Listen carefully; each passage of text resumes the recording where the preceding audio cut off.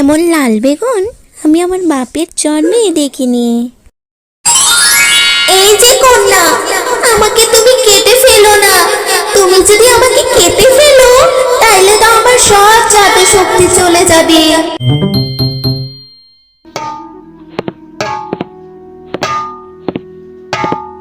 হ্যাঁ গো, শুনছো? তুমি কি কাজে যাচ্ছ? কাজ শেষ হলে কর্তাবাবুকে বলে মাইনেটা নিয়ে আসবে, কিন্তু কালকে মিনুর স্কুলে ফিস জমা দিতে হবে। আচ্ছা গিন্নি, ঠিক আছে, কর্তা বাবুকে বলে দেখি কি বলে উনি। উনি তো আবার হার কিপটে মানুষ, সহজে মাইনে টাইনে দিতে চায় না। ঠিক আছে গিন্নি, আমি এখন গেলাম।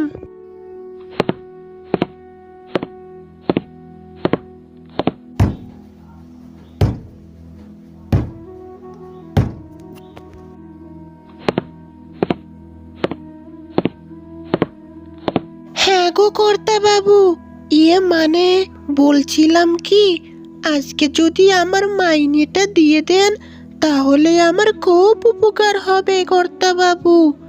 আর হ্যাঁ, কালকে আমার মেয়ের স্কুলে ফিস জমা দেওয়ার শেষ তারিখ, দয়া করে আমাকে টাকাটা দিন।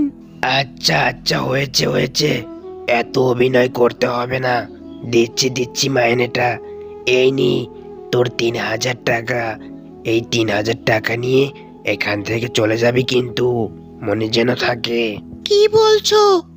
কি কর্তা বাবু, 3,000 টাকা? এই 3,000 টাকা দিয়ে আমি কি করব? আমি তো তোমার জমিতে প্রয়োজনের বেশি শ্রম দিয়েছি। তুমি তো পারলে আমাকে কিছু টাকা বাড়তি দিতে পারতে। আর হ্যাঁ, আমার মাইনেটা তো মাসে 8,000 টাকা। আর 8,000 টাকা থেকে 3,000 টাকা দিলে আমি চলবো কিভাবে কর্তা বাবু? প্লিজ কর্তা বাবু, তুমি আমাকে আর কিছু টাকা বাড়িয়ে দাও প্লিজ। শোন মিসকে শিয়াল, এত কথা বলিস না। আমি তো তোকে আগেই বলে দিয়েছি যে তুই যদি আমার জমিতে 24 ঘন্টা সময় দিতে পারিস, তারপরেই আমি তোকে পুরো মাসের মাইনেটা দিব। তা না হলে কিন্তু আমি তোকে আর কোনো টাকা দিতে পারবো না। বুঝছিস মিসকে? কথাটা মনে রাখিস কিন্তু। কর্তা বাবু গো, এমন অবিচার করবেন না গো। আমার সাথে এই 3,000 টাকা দিয়ে সারা মাস চলবো কিভাবে আমি? আপনিই বলুন। মেয়ের স্কুলের বেতন এবং সংসারের বাজার, ঘরে মা অসুস্থ পড়ে আছে। আপনার দোহাই লাগে, আপনি আর কিছু টাকা আমাকে বাড়িয়ে দিন প্লিজ। শোন মিসকে, এত কথা বলিস না। আমি তোকে যা বলেছি এটাই শেষ কথা। এখন যা তুই এখান থেকে।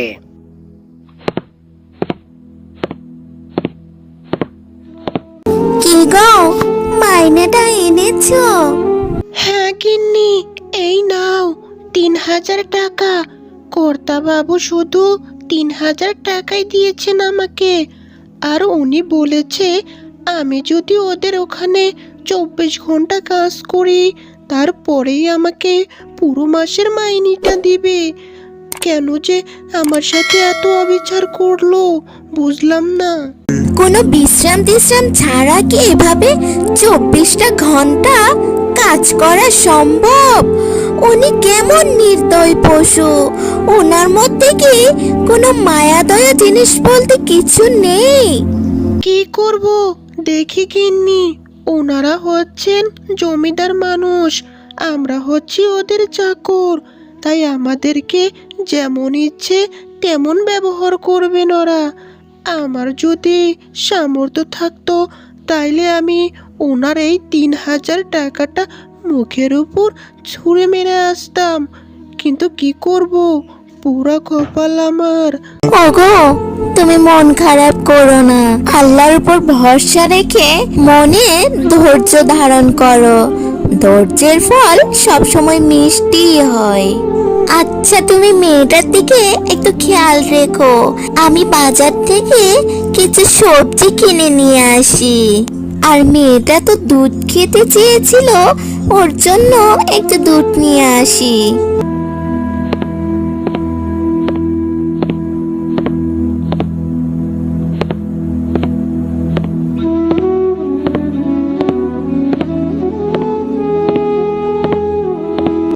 মা গো, বেগুনটা নিয়ে যাও না গো।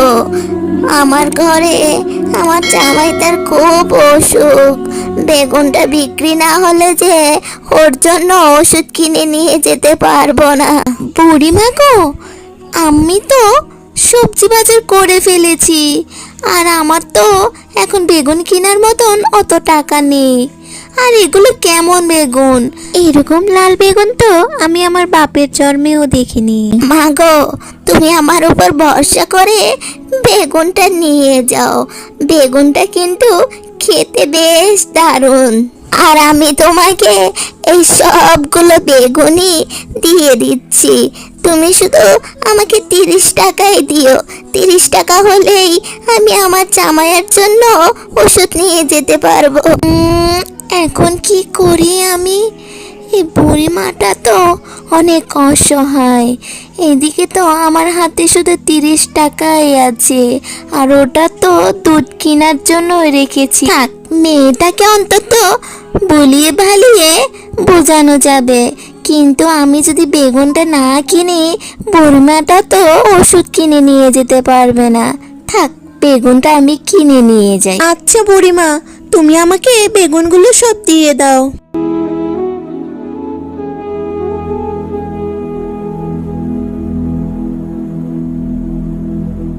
ও মা, মা, তুমি কি আমার জন্য বাজার থেকে দুধ এনেছো? আমাকে দুধটা গরম করে দাও, আমি দুধ দিয়ে ভাত খাবো মজা করে। সোনা মা গো, দুধ তো নিয়ে আসতে ভুলে গেছি। কালকে তোর জন্য দুধ নিয়ে আসবো। এখন বেগুন আর আলুর সবজি রান্না করে দিচ্ছি। আর একটা বুড়িমা বলেছিল বেগুনগুলো খেতে নাকি বেশ দারুণ। ও আচ্ছা মা, তাহলে ঠিক আছে। তুমি আমার জন্য আলু সবজি রান্না করে দাও। আমি আলু ভাজি দিয়ে ভাত খাবো পেট ভরে। তাড়াতাড়ি রান্না করে দাও আম্মু। আচ্ছা সোনামা, করে দিচ্ছি। তুই গিয়ে বস, আমি এখনই বেগুন আর আলু সবজি রান্না করে নিয়ে আসছি।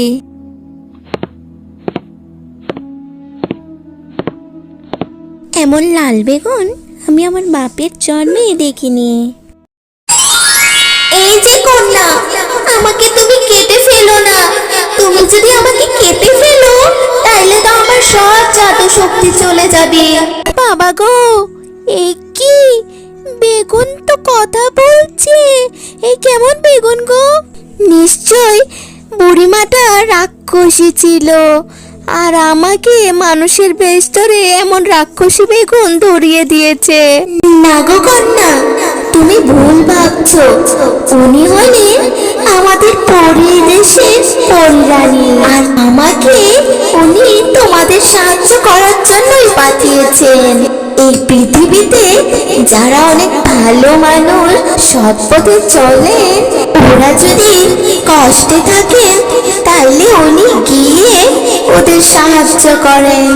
না গো না, তুমি আমাকে মিথ্যে বলে ভুলানোর চেষ্টা করছো, আমি জানি।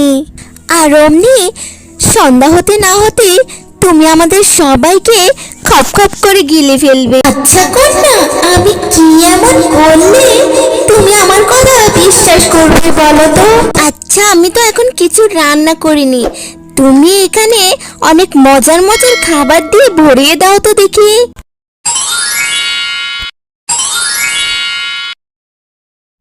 ও মা, এই তো দেখি সত্যি সত্যি জাদুর বেগুন।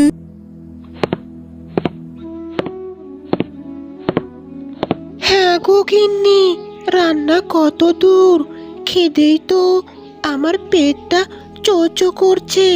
ও বাবা, এ তো দেখছি মজার মজার খাবার। এত খাবার তো আমি জীবনে কখনোই দেখিনি। আর হ্যাঁ, আমি তো তোমাকে অত টাকাও দেইনি যে তুমি এত ভালো ভালো খাবার কিনে আনতে পারবে। কই পেলে তুমি এত খাবার? এরপর শেফা শিয়ালিনী তার সাথে ঘটে যাওয়া সমস্ত কিছু বলল মিসকে শিয়ালকে। আরে কি বলো তুমি গিন্নি, তাইলে তো ভালোই হলো। হ্যাঁ, তুমি এই জাদুকরি বেগুনকে বলো আমার মেয়ের স্কুলের ফিটা দিয়ে দিতে। সে কি জাদুর বেগুন, আমি তো শুধুমাত্র আমার মেয়ের স্কুলের ফিটা চেয়েছি, তুমি তো দেখি অনেক স্বর্ণমোহর টাকা দিয়ে ভরিয়ে দিয়েছো। তোমাকে অসংখ্য ধন্যবাদ জাদুর বেগুন। আমি তো তোমাদের সাহায্য করার জন্যই এখানে এসেছি, আর এখানে যতগুলো স্বর্ণমোহর দিয়েছি এটা কখনোই শেষ হবে না। এই বলে জাদুর বেগুন সেখান থেকে বিদায় নিয়ে চলে গেল। তারপর শেফা শিয়ালিনী এবং মিসকে অনেক সুখে দিন কাটাতে শুরু করলো। হ্যালো প্রিয় বন্ধুরা, তোমরা সবাই কেমন আছো? আশা করি অনেক ভালো আছো। তো আজকের গল্পটি তোমাদের কাছে কেমন লেগেছে তা কমেন্ট করতে একদম ভুলো না। আর এরকম তুমি যদি নিত্য নতুন মজার কার্টুন গল্প দেখতে চাও তাহলে প্লিজ আমাদের চ্যানেলটি সাবস্ক্রাইব করে দাও এক্ষুনি। আর ভিডিওটি ভালো লাগলে